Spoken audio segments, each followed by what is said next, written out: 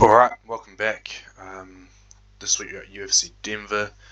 Fight night, Namajunas versus Cortez. Was supposed to be Namajunas versus Barber, but Barber had to pull out due to the illness, I think it was. Illness. Anyway, couple of decent fights on the card. Really starts to ramp up in terms and relativity of the card. Once we get to the main card, prelims are pretty average. I see the main storyline outside of the main event being the prospects like Jean Silva, Christian Rodriguez, and Gabriel Bonfim looking to get over. Got their shot. So no recap of last week. This time did that on the video last week. I did sort of a bit of an intermission in the week. But there was no card. So yeah, we'll get straight into the prelims. So this is the prelims as of right now. Starting off with Evan Alder versus Darius Flowers. I'm going to be completely honest, I don't really have a clue. This pick of Alder by decision is pretty much based off Alder being a ginormous, well, not ginormous, I think he's paying about $1.25. Don't know what that is, minus 400 or something. So I think by decision, Alder's got this done. I don't know a lot about either of them, so and then Friend versus Petrovsky. Friend has lost a couple recently to pretty decent guys, the likes of Kopylov, Trayshawn Gore, and Hernandez. Alexander, I think it's Fluffy Hernandez he lost to. And Petrovsky's coming off back-to-back TKO losses. Therefore, I'm going to go Friend by KO TKO. I think I'd lean towards late, so like let's say over 1.5 rounds, backside a second or during the third. I think this will happen. After that, we've got Santos versus Agapova. As you can see on the screen there, there's the odds of minus 410 for Luana Santos. It's hard to overlook when you're picking. Agapova is coming off 2 submission losses, and she's coming up against Luana Santos, who has subs in her bag. Hard to say, but I think Santos has definitely got the momentum here. Therefore, I'm going to pick Santos by a late sub. I mean, just got sub there, but I reckon it'll come late. They'll feel each other out on the feet maybe, and then once that's a deck, Santos takes advantage of that advantage that she's got there. After that, so this is like those 3 first fights are the average ones, I'd say, and then once we get into the last 3 here, it starts to ramp up a little bit with some more recognisable names, perhaps. To sort of semi-casual audiences, we've got Montel Jackson versus Damon Blackshear is the first one. I'm pretty sure Blackshear lost by decision to Bautista on, I want to say it was one of O'Malley's cards. I want to say it was 292 in Boston last year, I think it was. I think Blackshear almost gassed at the end of that fight, if I remember correctly. Both haven't fought in a while. Montel Jackson over a year, Blackshear almost a year. But however, I do feel that Blackshear is overhyped because of that twisted sub he got. I feel like that leapt him into. Obviously, it's a good sub to get and all that, but I think that kind of leapt him into relevance, I guess. So now he's a known name, known commodity. He fought 2 weeks or a week after that fight as well, I think. So that kind of gave him that Kevin Holland, Hamzat Chimaev rub that they get when they fight back to back quickly. I think Montel Jackson's a better fighter. I quite like him as a prospect. So I'm going to go by Montel Jackson by KO TKO. I think it's going to happen late, probably middle of round 3. I reckon Blackshear's going to gas out like he did against Bautista, if I'm remembering that correctly. And then, Montel Jackson takes advantage and gets a knockout. Second to last one, the prelims, Jasmine Jasdavicius versus Fatima Klein. Klein's debuting in the UFC here. Jasdavicius has some good wins against the likes of Miranda Maverick and Priscilla Cachoeira. I don't know. I looked at the records. Obviously, Klein, I don't really know any of the names because she has not fought in the UFC yet, and they haven't really taken much notice of her on the regional scene. And Jazz Davicius's losses, I think she's got 3 losses, but her 2 UFC losses are to Cortez, fighting in the main event, obviously, and Natalia Silva. So they're both pretty good fighters. So that's going to lead me to pick Jazz Davicius by decision. I think she's just better than Klein, unless Klein's just some crazy prospect that I don't know about. I'm going to go with the UFC proven and UFC ranked Jazz Davicius in this prelim co-main event, I guess. Prelim headliner: Josh Van versus Charles Johnson. Van is a great prospect in my opinion. He was supposed to fight Tatsuro Taira before Taira got promoted to the main event against Perez. So to me, that shows me everything you need to know. Dude's good. Taira's great. The fact he's being matched up there gives him not an advantage, but straight up just tells me he's going to be a decent fighter, most likely. That wasn't supposed to be a layup. I think Van's just going to be too good, especially on the feet. Johnson has not lost by stoppage in his career, so therefore I'm going to say that Van gets it done by decision. Not the most confident method pick, but I am pretty confident that Van's going to win. So yeah, see how that goes. So it's the prelims. Moving on to the main card now. 6-fight main card.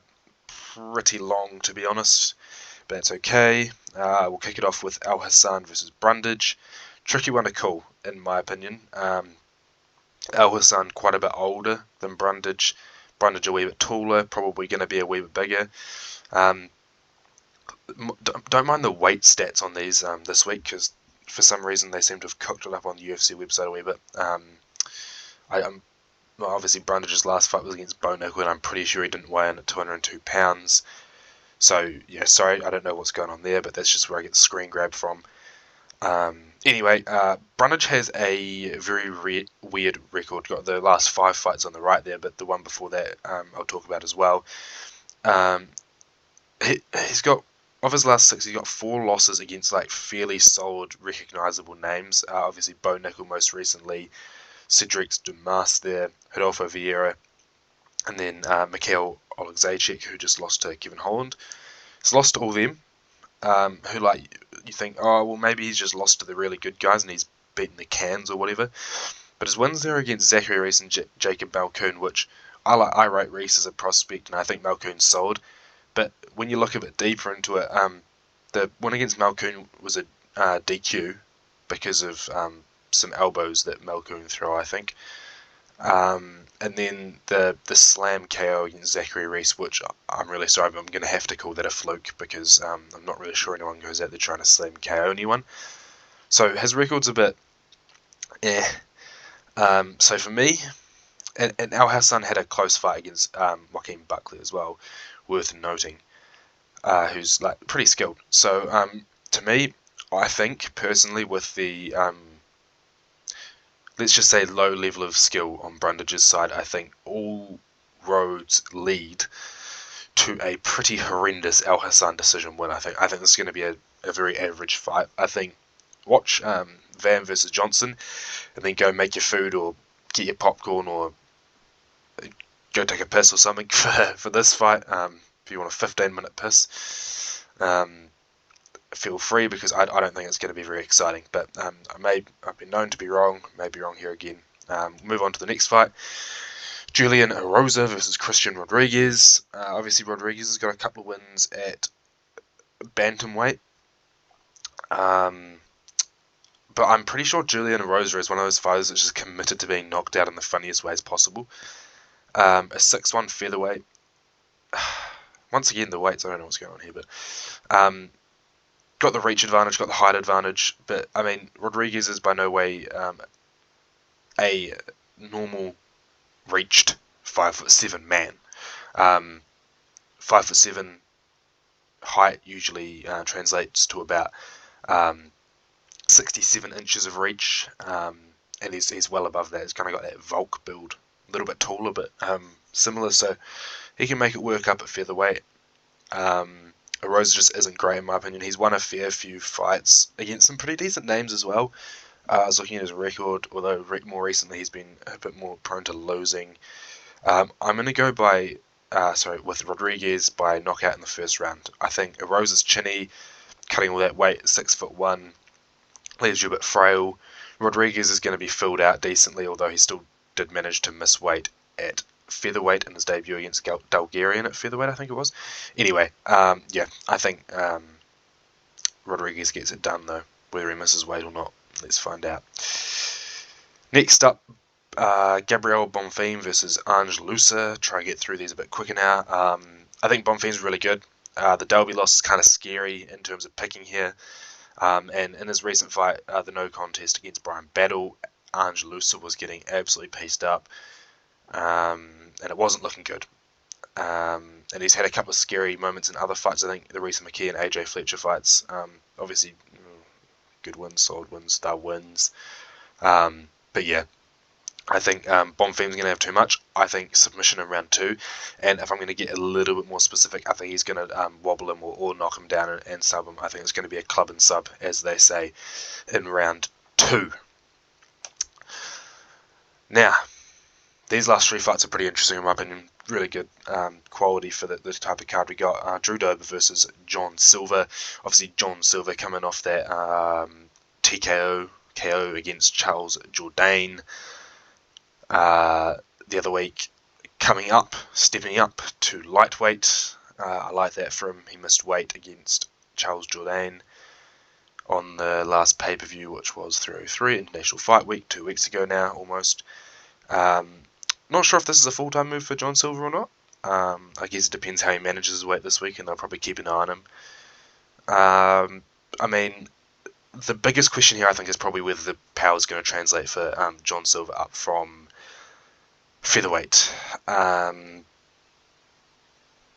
Yeah, so I think Jean Silva's going to win. I think he's going to knock him out in round 2. Ground and pound after knocking him down. Drew Dober has sort of not lost his chin, but he's shown a bit of a vulnerability there recently, more so than he had in the past. Getting on a bit, 35 years old, that's sort of the turning point for lightweights and below, welterweights and below or something. Yeah, I like Dober, good fighter. Lost to the GOAT Brad Riddell. So yeah, I think Silva might sort of really slow Dober's roll here, which is a shame because Dober's fun, but that's right. He can still be fun after a loss here. So yeah, Jean Silva, KO TKO in round 2, ground and pound. The co-main event, if you can even call it that, Santiago Ponzinibbio versus Muslim Salikov. Yeah, it's one of them ones. I think the UFC is trying to give Ponzi a bounce back here after sort of a bit of a tough run. Obviously wins over Baeza and Morono in the last 5 on the left there. But, sorry, did I say wins to Morono and Baeza? He won them. And then losses against Jeff Neal, Mikael Pereira and Kevin Holland, which are all tricky fights.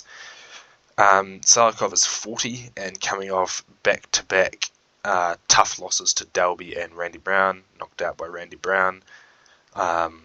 I don't know. I think Ponzinibbio is going to win here. I think he'll knock him out in the second round. I don't know what more to say. There's not much more to say.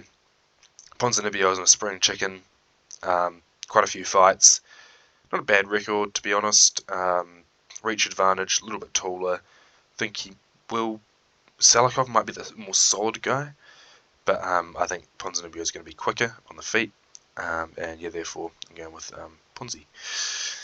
Right, main event. Excuse the slightly different tail of the tape thing. Couldn't expand it on UFC, so made it myself. So we got Tracy Cortez and Rose Namajunas. I've been pretty torn on this one. I was leaning one way, and I've ended up going the other way. These two match up really closely. Physically, as you can see, they're weighing at the same weight, they're the same height, same reach. I think Cortez, since she's been at flyweight for longer, I think she will have the better frame for flyweight, if that makes sense. I think they might be the same size, but I think Tracy will have more muscle. I mean, even in those photos, you can just see, just look at the difference in leg size and like arm size and shoulders. She just looks a lot more toned at the weight. I think Rose stepping up to flyweight, I don't know, I don't mind it because she's sort of run out of matchups at strawweight, but I'm not sure if it's the best thing for her. Obviously a good win against Amanda Ribas last time out, and a tough, quite a close loss to Manon Fiorot. I think Cortez will be physically stronger, but being unsure about how that's going to hold up over 5 rounds, and I don't think she's going to finish Rose. I can't see her finishing Rose. Yeah, so I'm still kind of torn on this one, but I've gone with the, I guess, obvious pick of Rose by decision. I think that's probably the base pick, probably the most popular pick. I don't know. I definitely could see Cortez winning, but I'm going to pick Rose. I think I'm probably going for Cortez because I feel like she's probably more interesting going forward in the division because Rose sort of doesn't fight very often and things like that. I can see Cortez getting a bit more busy if what she's saying is true. So yeah, that rounds out the card predictions. Some overall thoughts. It's a solid fight. I'll get through this quick. Looking forward to the last 5 fights after the Al Hassan Brundage fight. That main card's looking good. Good prospects, interesting matchups there in those last 5. I think it should be a solid 5 or 6 out of 10 card in terms of how fight nights go. I think, as I said, the main storylines will possibly be like those prospects, Bonfim, C-Rod, and Jean Silva, Christian Rodriguez. Yeah, and then alongside that, I think the main event winner is probably only one win away from a title shot. With a win here, they might get bumped up the rankings, get a top 5 opponent, and then look to get involved in that absolute shit show of a title picture at strawweight right now.